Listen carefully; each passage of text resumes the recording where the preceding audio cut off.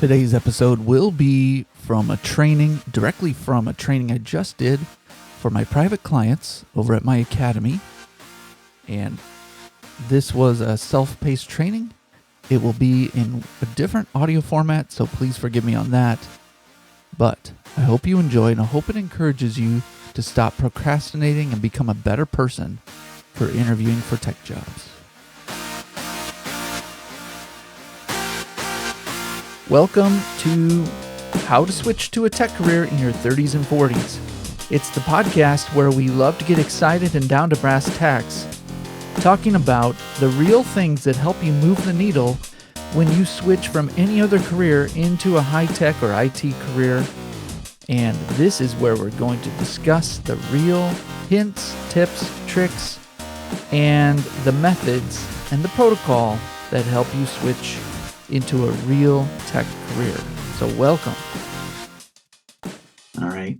And so a lot of times when I've done these trainings in the past several years, up to 4 years, I've had people on the call. Today I will not have anyone, it looks like. So I wanted to give it in a way that you can just consume and try to get better. Now, I encourage you not to simply consume this and skip through it and speed through it. And the problem with that is you're not going to have any sort of commitment to it, no investment into it. And if you're one of the people that is fading away with your dream of getting into a tech position and you're really discouraged, then this will help you, but it will only make it worse if you just ignore this, skim over it, think you've heard it before. This is really going to harm you if you just lightly take it. So it's kind of like, I'm not saying that all of my training is gold. I am not that good of a trainer. However, if you get used to, let's say you were walking on a sidewalk of gold. Every single day you walk out of your house and it's paved in gold. You would have a tendency to get used to that and ignore it and think that there's nothing there.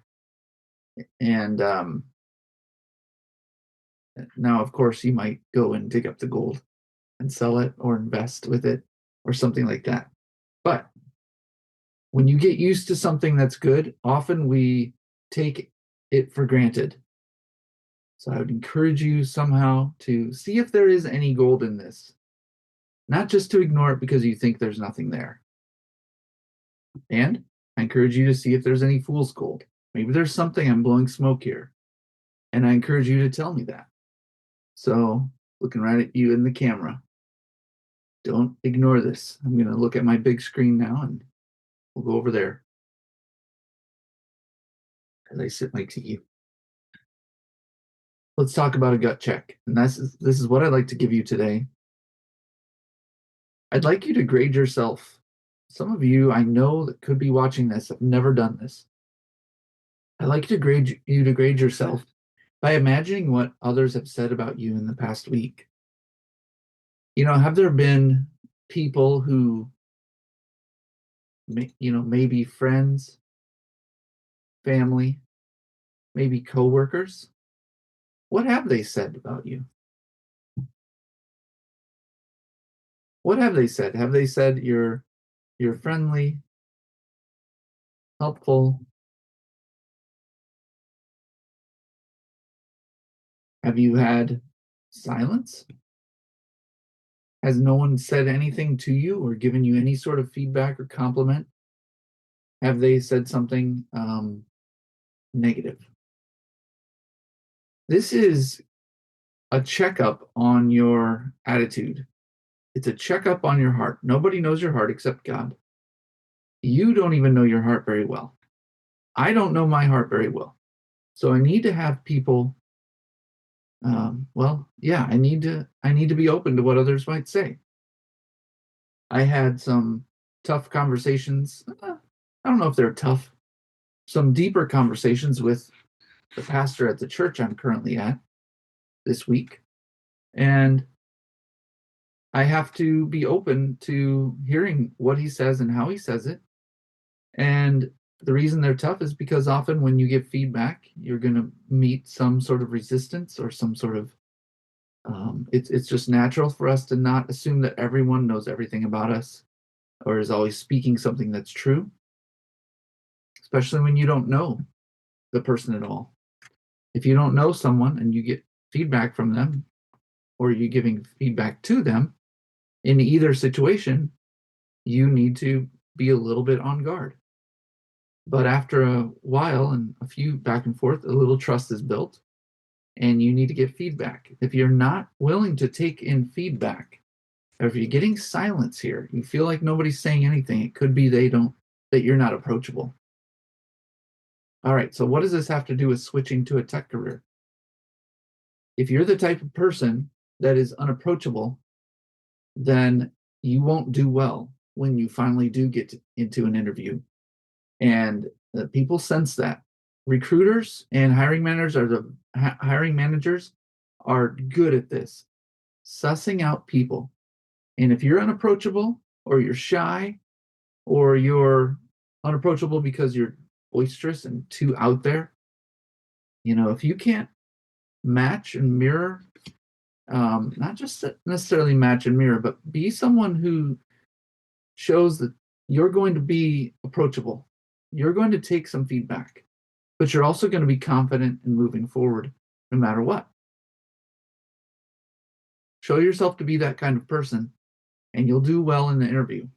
And I say this especially for you who aren't getting interviews yet, because you still have time to work on this.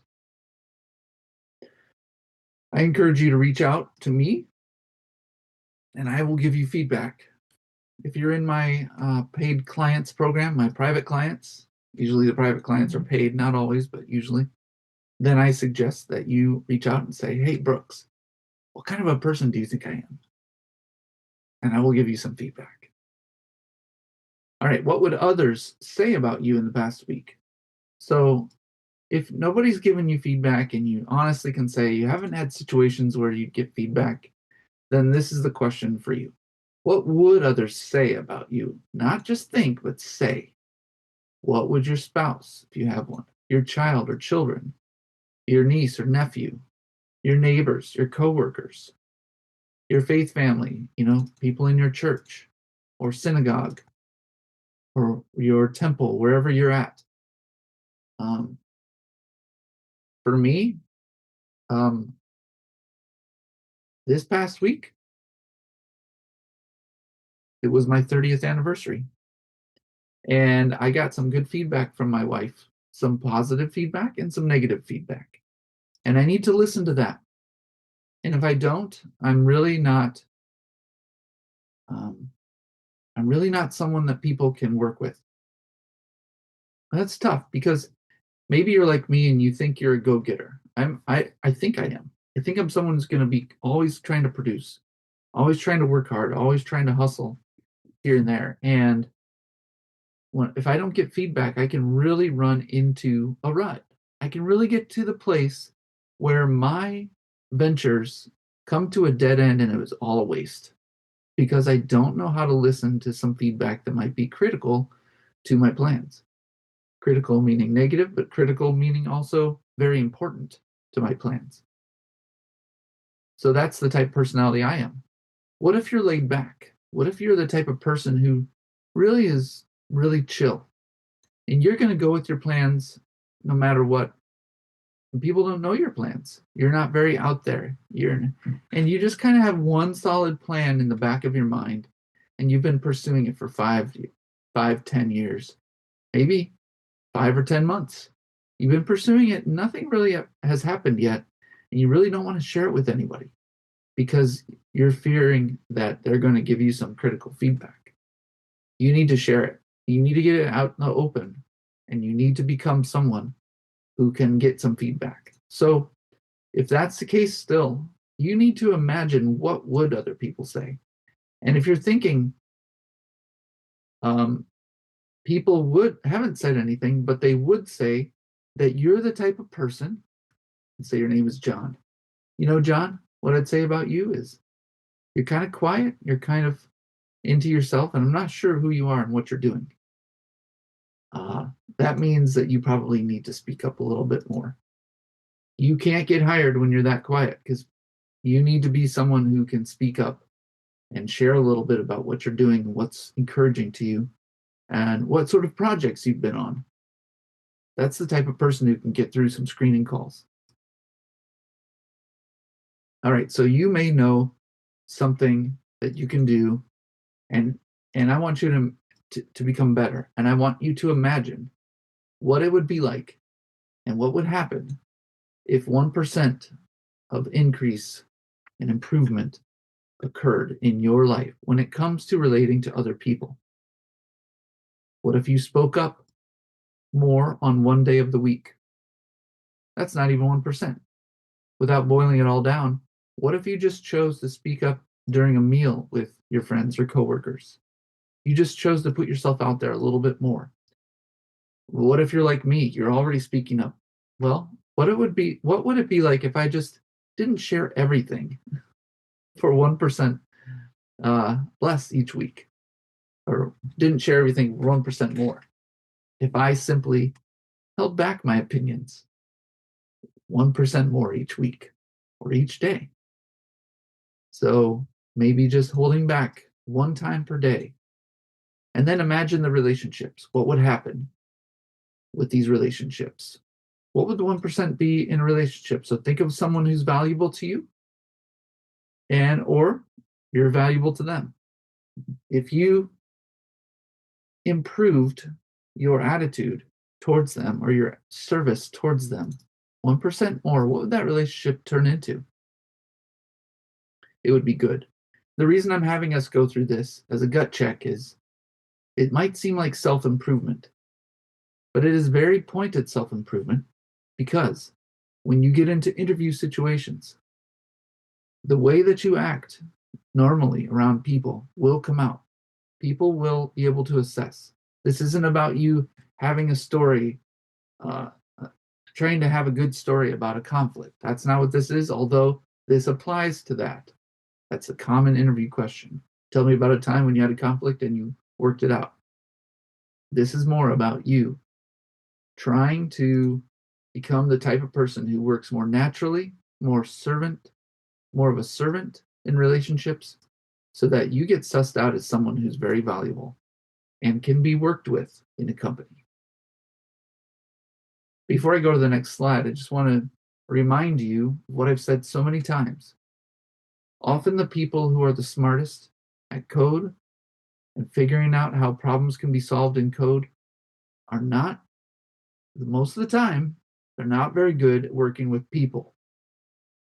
The problem with that is we need your service. If you're one of those smartest people in the world, or you're very intelligent and you can figure out problems on a screen, we need your service in the world here.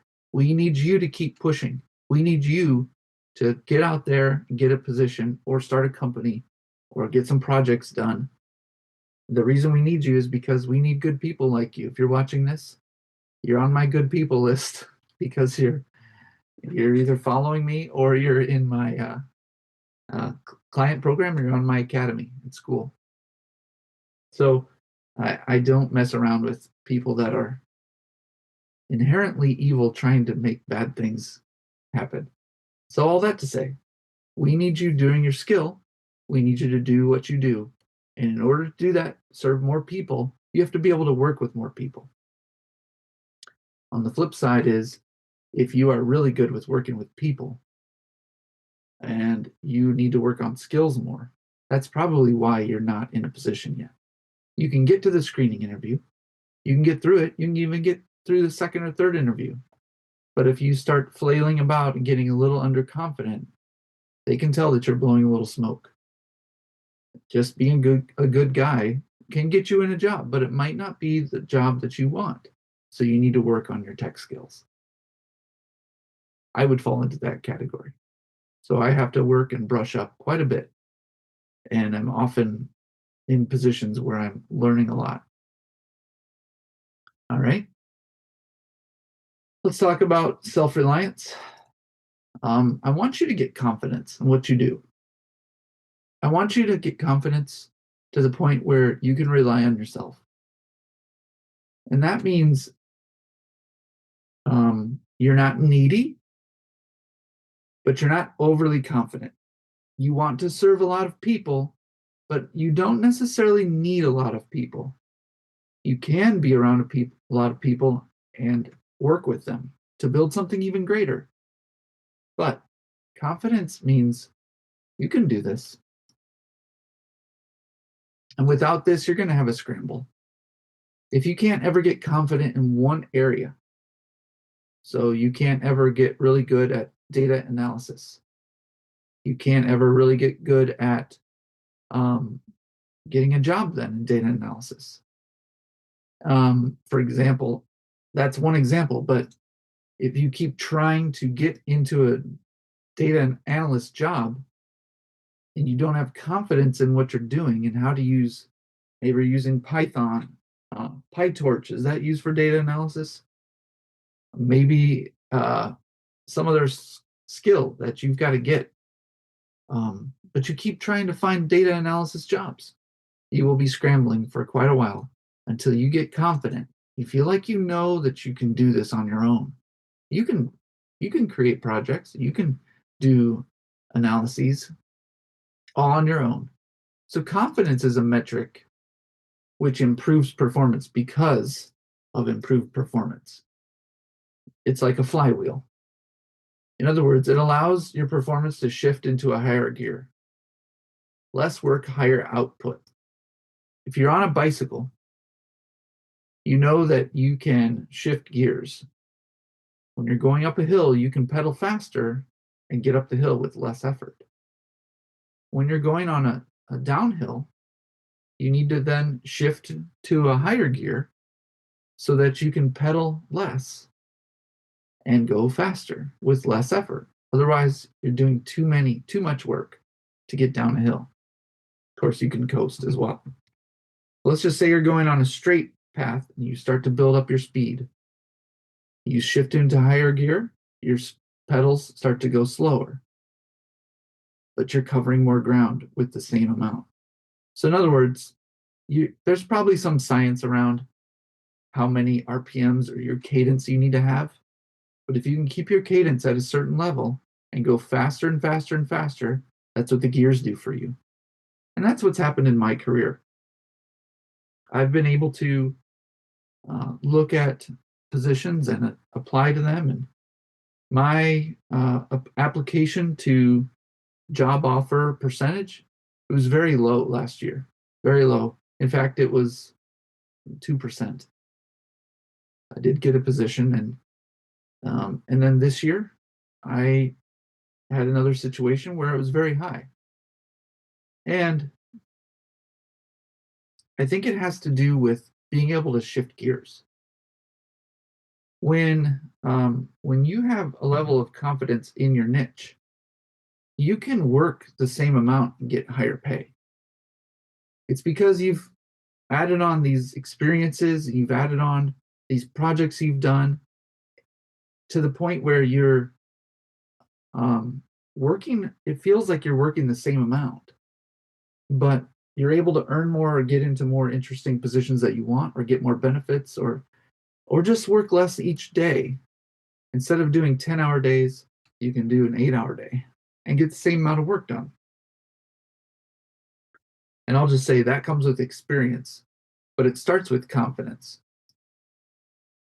Think of confidence as the gear system. Low confidence, you're going to have to pedal a lot and very hard. High confidence and go slow. Pedal a lot and go slowly, almost like you're going uphill. And then high confidence levels, which is not just a mental thing, it comes through really knowing that you can do something.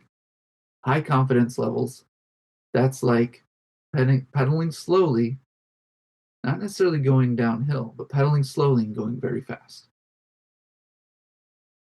So confidence doesn't just get you into a position, it actually becomes the reason that you can perform even better. It keeps building on itself. Um, maybe the last little metaphor I can give you is, of course, not maybe it's in a tech skill. Imagine a person my age. I'm 51. I grew up typing on typewriters. Um, if I had been gone from a typewriter to typing on a phone, I would not be very good at all. And I would have no confidence if you said, "Hey, I'll pay you." So let's say I was up to like 82 words per minute or something like that back in the day on the typewriter. And if you're around my age, you remember where WPM, words per minute, was a big deal when you get your first jobs. Because if you had to type on your job, it wasn't necessarily there were no high tech jobs yet. But if you had to type, they want to know your words per minute. No autocorrect or nothing. If back in that day you'd show me this piece of technology called a mobile phone, and had a screen on it that you could type on the screen, there's no way I'd hit that 88 or whatever I said, 88 words per minute. I would not have confidence that I could get a job working with that, and no one would trust me because I would say I've never done it before. They would hire someone over me. But now, of course, we get very good at using these devices. And this allows us, obviously, we can do a lot more with a phone than a typewriter. But what's the difference? Why now are we so confident? I bet you're confident on typing on your phone. If I said, I'll pay you $1,000 to type this week on your phone for an hour a day, you could probably do it. And you have to get everything done. You could probably type pretty fast. The difference is that we've had experience doing it. The difference is we slowly merged into the phone. We went from a typewriter, I did, to a word processor, electronic typewriter that can kind of do some autocorrect for you, um, to a word processor on a computer, to a laptop, to a smaller laptop, keys closer together, and then to a phone. So experience. That's what it's going to build some confidence in you, is getting experience in doing what you're doing. And that's usually the only thing that will get you confidence. Getting a certification does not necessarily get you confidence. It could. Depends what kind of certification. So I just like to give you that. You have to have confidence. And then I'd like you to, let's skip this one. I'd like you to try to overcome some fear, trepidation, some putting things off. I have that. And I'd like you to do this little trick I learned. Let's see, from a guy named David Allen. I think it was from him. I think it was from him. But anyway, if you're putting something off right now, like you leave you with this little tidbit of this little tool, which I've used so many times. You're putting something off. I don't know what it is for you. Maybe it's a course. Maybe it's applying for jobs. Maybe it's figuring out your resume again. So, we don't, by the way, we do not get caused to put things off. It's emotions. We feel a certain way, so we don't do it. Usually it's a fear that we can't do it. And circumstances, well, we're just so busy. We can't get this done. So those are lies, of course. The next few steps help us break those lies and get this thing done. So take out an actual piece of paper, put it on the desk in front of you, grab a pen. It can be a Post-it note, it can be just a loose leaf, whatever. Grab a pen. Now, I want you to imagine for a moment what you would have to write down. These will be called tasks, basically, to have your assistant do the thing for you. You don't have an assistant, I bet. What would an assistant have to do? Just write that down. So if it's a course, the assistant would have to go and locate the course and purchase the course and open it up and put it on the computer and then hand you the computer to get you started on the course, for example. If, whatever it is, be very specific. Then, as you list these steps, be very, very explicit. Go to for me, I had to repaint part of the house. So I had to go to the hardware and match a paint chip. That's the first step. I put that first step down. So I don't want you to spend even 5 minutes on this. I want you to spend 1 to 2 minutes. And all you're doing is thinking of step-by-step process in your mind. But then you can write down more steps, but write down just the first step for now. And for me, that was go to the hardware store and match a paint chip, because I already had the paint chip in one of my pockets for weeks. I'm sure it wasn't in my pocket. It was in a little Ziploc bag by where my bed is. I'm pretty sure about that. And I just couldn't do this. I was putting this off.